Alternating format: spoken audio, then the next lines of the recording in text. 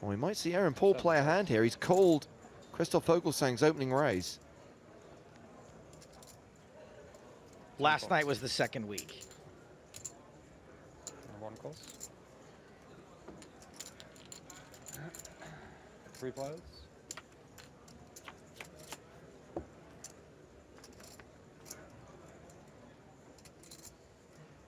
Ace, 9, deuce. We end up going 3 ways this flop, with Coleman calling as well out of the big blind.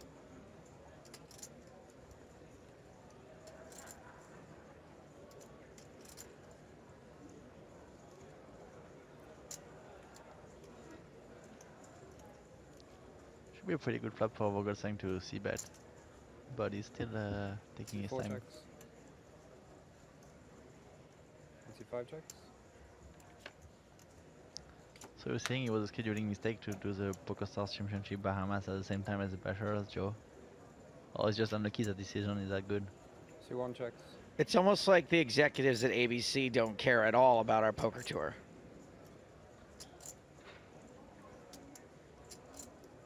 So Coleman checks a second time. Are we going to see a delayed continuation bet from Christoph Vogelsang after he checked the flop? C4 bets 7,000. 7,000.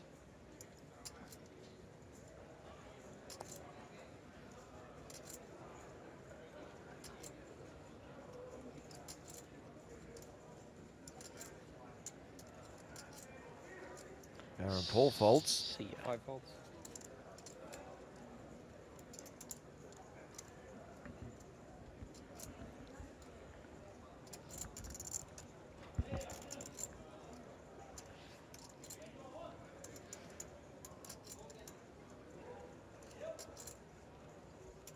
Boy, have we got a treat for you after this hand. All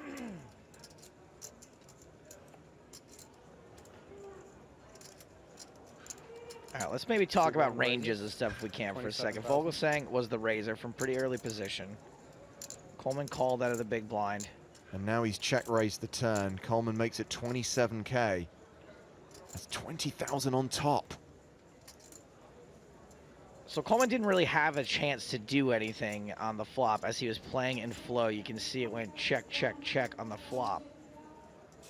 But he did check raise the turn. Now Elke, what are some value hands he could potentially have that he would check the flop but then check raise the turn?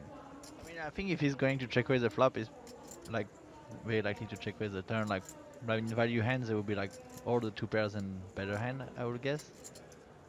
And but he could, of course, because he's a great player, he could have a lot of semi bluffs or pure bluffs in this spot.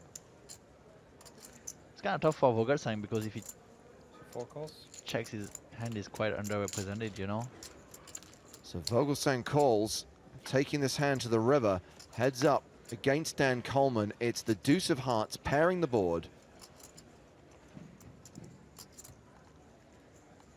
It's pretty much a break. It doesn't really change anything unless Coleman at like 9-5, but it's not that likely. I guess it's the only combo of hands that he really changes anything for him.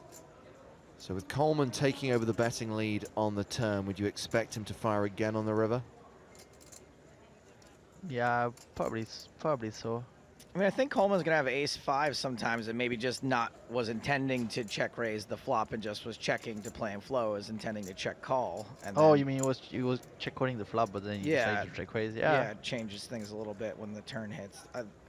I feel like that and 80,000. pocket fives are about the only things that 80,000. that 5 changes on the turn. Huge bet, 80,000.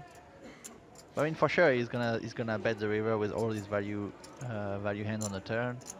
About his bluffs, I don't know. It's difficult to. So it's an over bet from Coleman, 80,000. Meanwhile, the tournament clock has just ticked to 0. We're into break time now. This will be the last hand of the level. It'll be the last hand we see from these players. And we are not going to get to see that treat I was talking about that just came to the table because this Vogelsang tank is probably going to take a while for this amount of chips. Good raise, Joe.